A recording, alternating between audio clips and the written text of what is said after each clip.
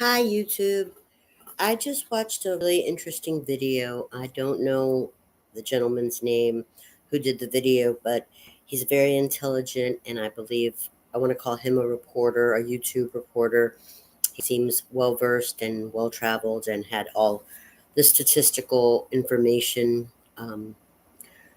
clarified. And I was paying attention to his video because I like to pay attention to what's going on in America besides my area, my city, or my state. I like to pay attention to that. And these days, you just really never know unless you go there yourself and, experience it and see it for yourself. It's hard to know who's reporting accurate facts. But I think that this guy made some intelligent remarks about some states, and he hasn't been the first one to say these things to my attention.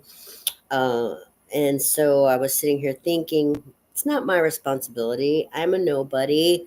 I mean, nobody really listens to what I have to say, but I have done a lot of traveling and I have lived in various states, and I also know what it's like to live on uh, meager income or have financial challenges. I definitely know what that's about. So I do have something I think to bring to the table of this conversation. How to help fragile economies or states that are financially challenged.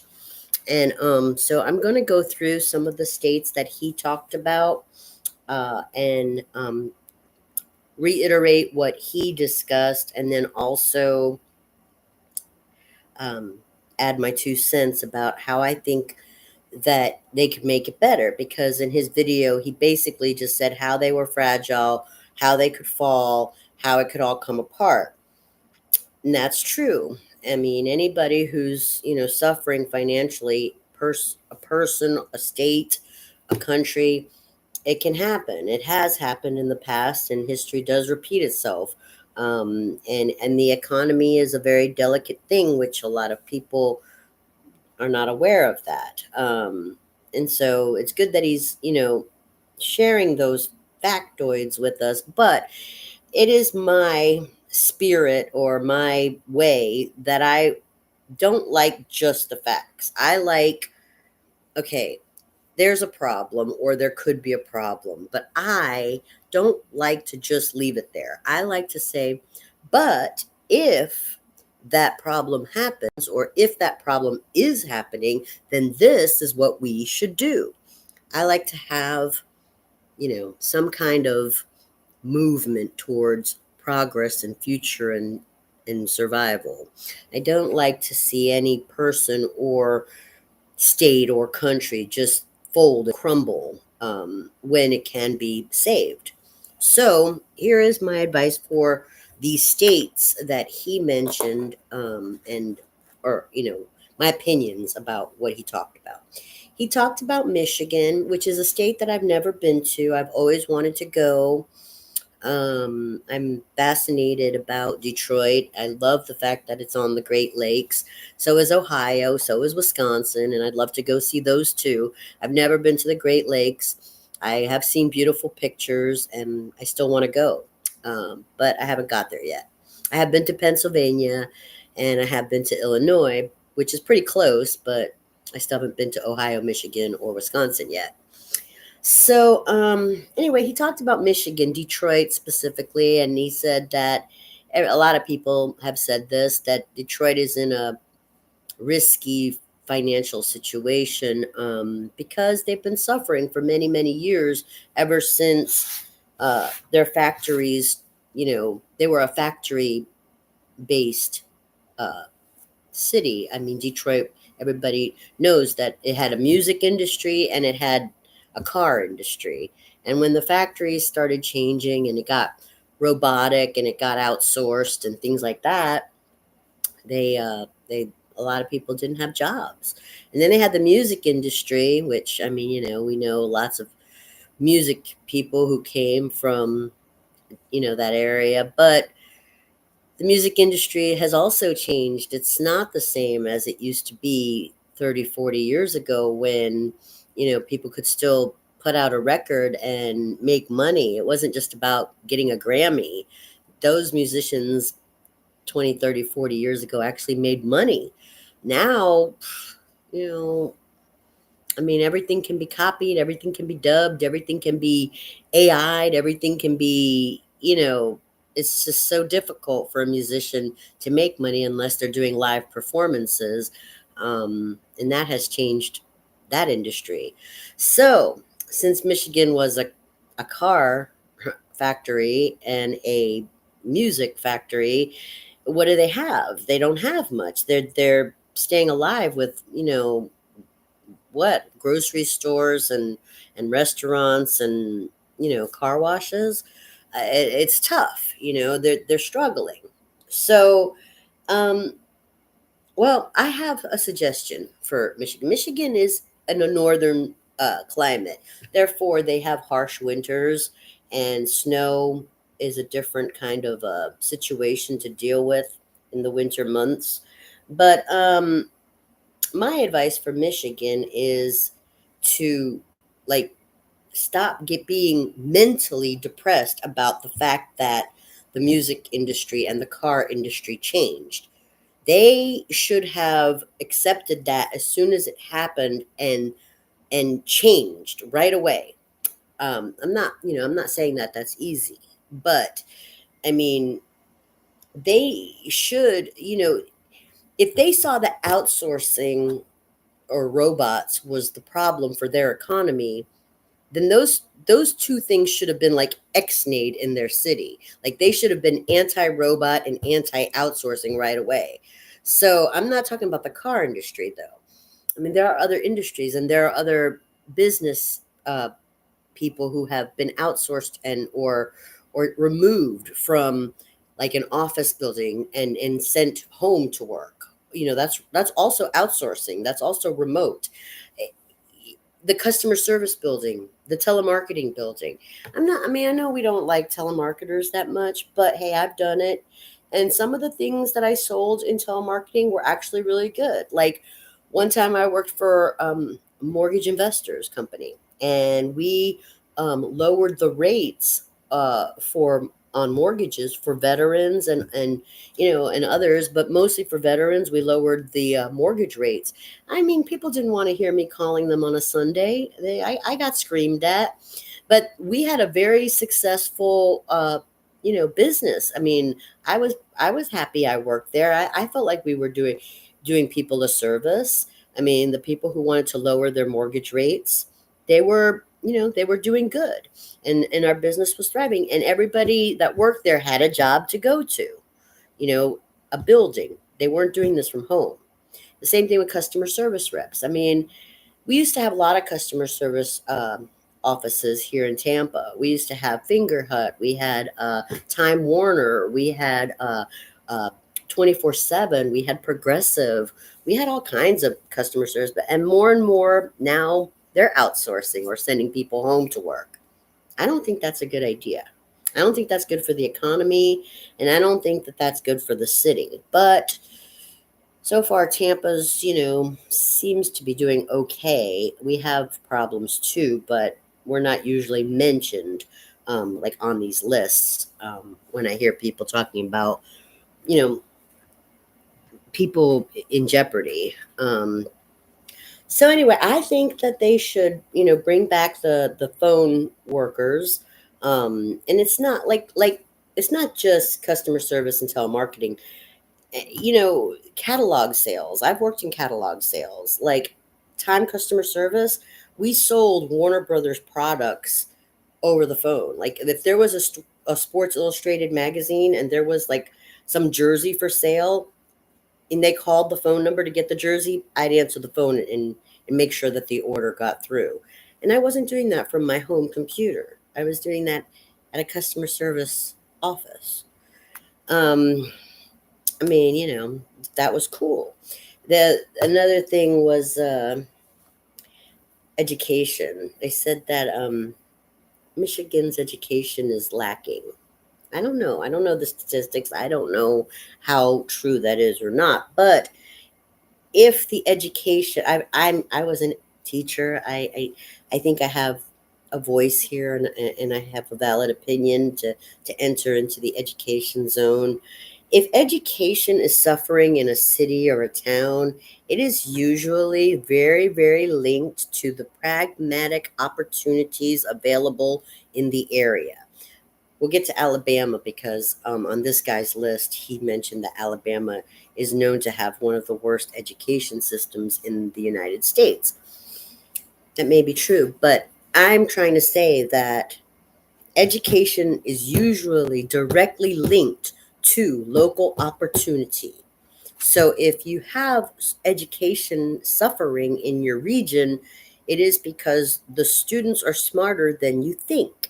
And therefore, it doesn't matter if you have good teachers or whatever, your leaders are not going to be able to do anything with that system because the students already know that their education isn't going to do anything for them unless they get out of that area. That's where you have to change the philosophy. Uh, if education is suffering in Michigan, it's because they're already depressed about their parents being depressed about not having jobs. So you have to change it. Yeah, you don't want to boast. College and football, yeah, they don't care. They want to know how they're going to save their parents. They want to know how they're going to be like their parents when their parents can't even make it. Vocational. They need vocational schools, not put your book and learn Shakespeare. They're going to throw Shakespeare back in your face. They don't want Shakespeare. They want to know how they're going to survive after high school. They need vocational schools. Okay, now go to Alabama, which is the one that he said had the worst education reputation. Uh, I don't know. Like I said, I don't know if that's true or not. I'm quoting somebody who I just watched their video. I've been to Alabama. I mentioned that in one of my other videos. I liked some of the places I saw. I liked Columbus. I liked Dothan. I didn't really care for Montgomery, but I loved the long stretches of roads, and all the farmlands were beautiful. What I noticed about Alabama is it's a beautiful state, and if they're suffering in education, I think that it's because it's kind of like it kind of looks like similar, in my opinion, to Illinois in a way. I mean, not the landscape, but it's like boom, Montgomery's a city, and then 30 minutes later, boom, you're just like in farmland. That's kind of how I felt when I was in Illinois. It's like, whoa, Chicago. It's like New York, right? And then like an hour away, you're just like, am I going to see anything else besides corn? Like all I see is corn. It's like I was in a big city, and now all I see is corn.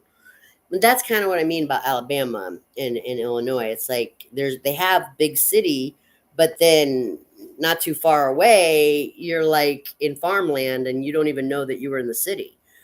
So it's got extremely different faces in its state, which is difficult. Not just for education, but for opportunity, because if you're not in the big city doing big city stuff, what are you going to do? Farm. You're either a farmer or you've learned how to make the city, lucrative. Um, that's it. That's how Illinois and Alabama are. If you don't know how to make it in the city, then you better know how to farm, because that's it. That's all there is.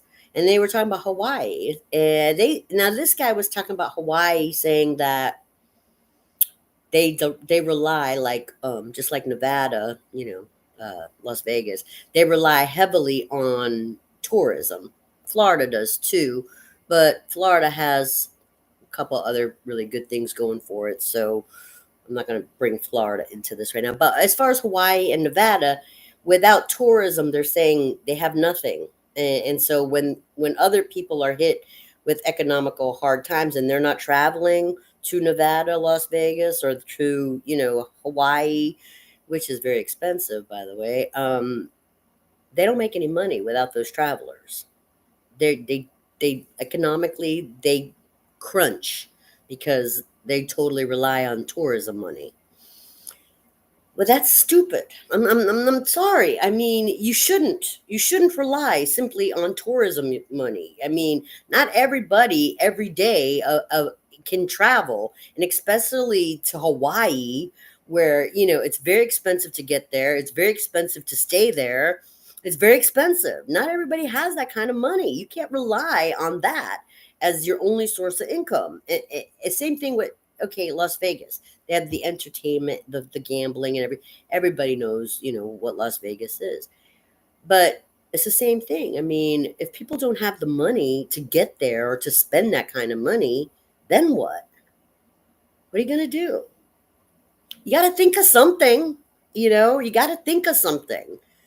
Uh, I mean, see, I think Hawaii and Nevada would have it actually more fragile than Michigan or Alabama, or Illinois, because those states, they don't rely on tourism. They have other things that they can do.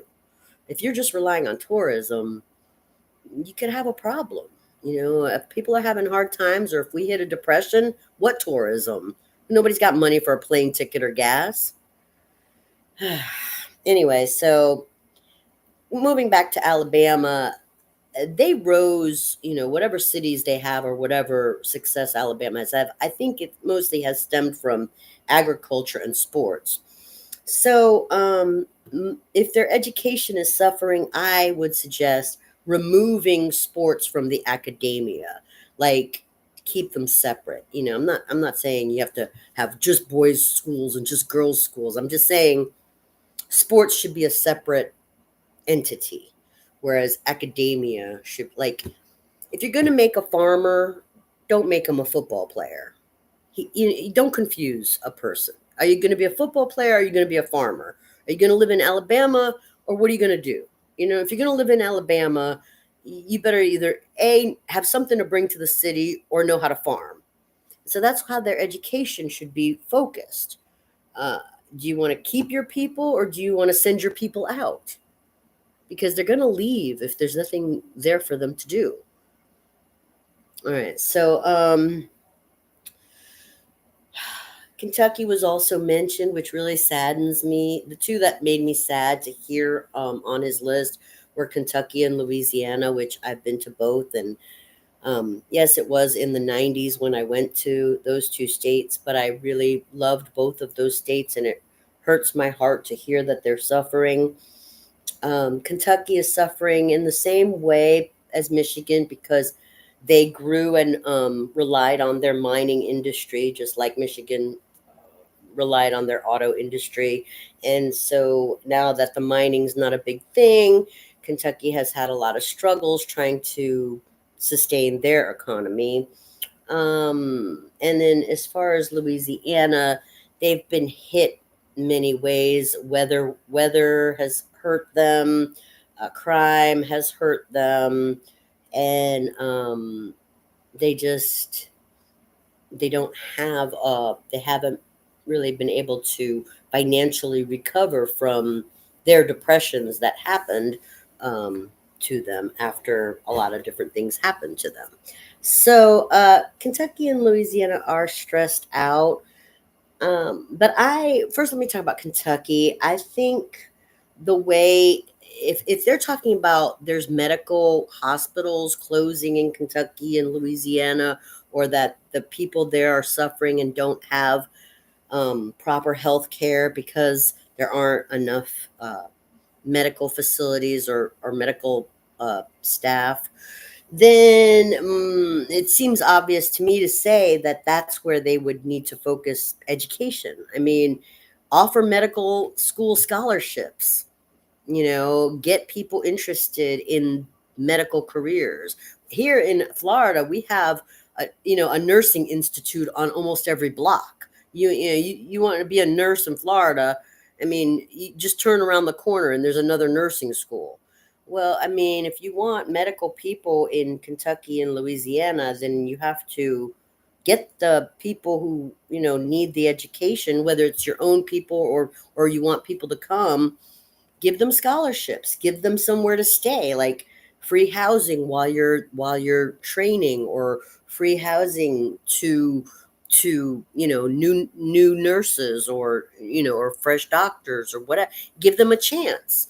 I mean, you can't just expect people to poof, I'm here, and I can handle everything. They help them help you. I know it sounds so funny. I'm thinking of Jerry Maguire. Help me help you. Such a funny line.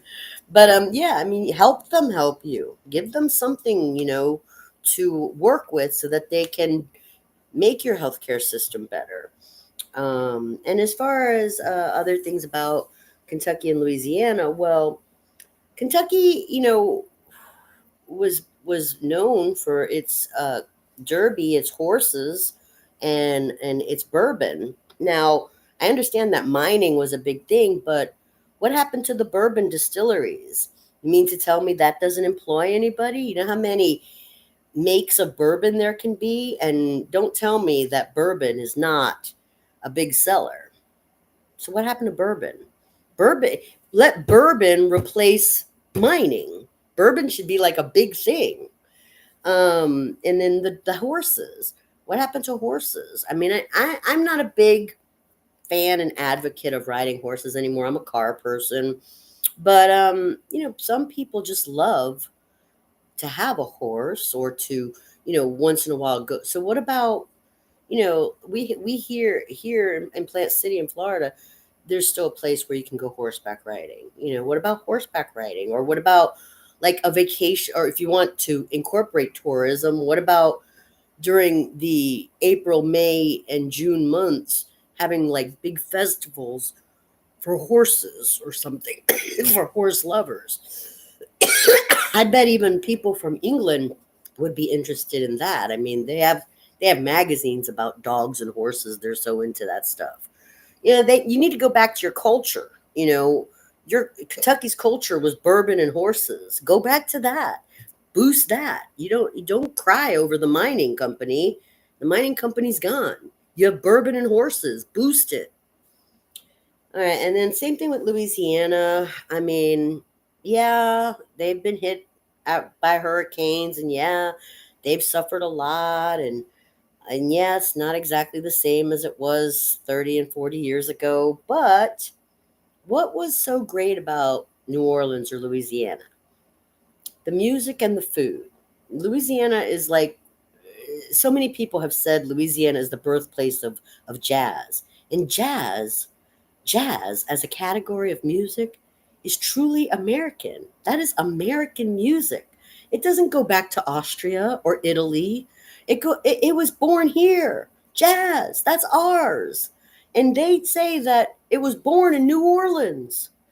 Okay, well, New Orleans is a dangerous place. And I'm not just talking about crime. I'm talking about the weather. And also there are other reports about the land is eroding now because of all the storms and the flooding.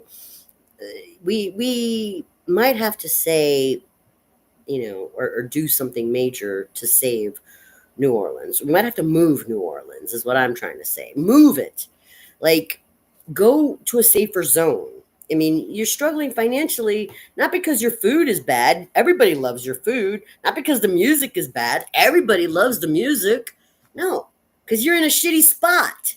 Get out of the fucking hurricane zone. Move New Orleans to the safe zone.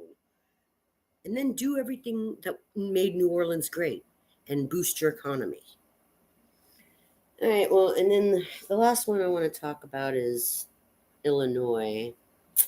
Um, some people call it untouchable, but then this guy in his report said that um, Illinois, Chicago and the rest of Illinois does have a fragile economy because like kind of like a domino effect. If one thing happens, it could affect this, and then boom, they all fall down. That's possible, but I don't think so because I kind of think that Chicago might be untouchable, and the reason why I'm saying this is because um, New York City is I don't want to talk about New York City. New York, if you've been to New York City, you know the history of New York City, or you know their problems, and you know why not everybody wants to go to New York City anymore. But my opinion is that Chicago is going to be the new New York City.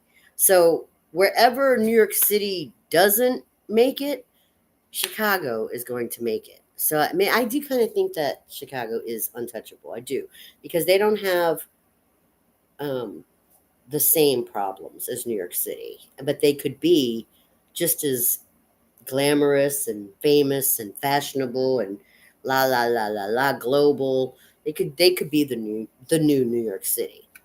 So I don't really think that he's 100% accurate when he's talking about Illinois. Um, that's all I have to say. I mean, I'm sure there's other states that have problems and that are suffering, but I mean, when somebody is reporting the statistics and the fragilities of an economical structure in a city or a state, I mean, I just would like it if we could talk about the culture, the history of that state and their landscape to find the solutions for the future, not just say, well, if their economy crashes, oh well, we're screwed. It shouldn't end like that, you know. I mean, we're intelligent people, we're educated people, we are hardworking Americans, and we shouldn't just be like, who cares? They're poor. They're gonna just go to hell. No, there's solutions. There are solutions. Just put on your thinking caps and get out of the mental depression, and use what was beautiful and good about that city, that state, and that land.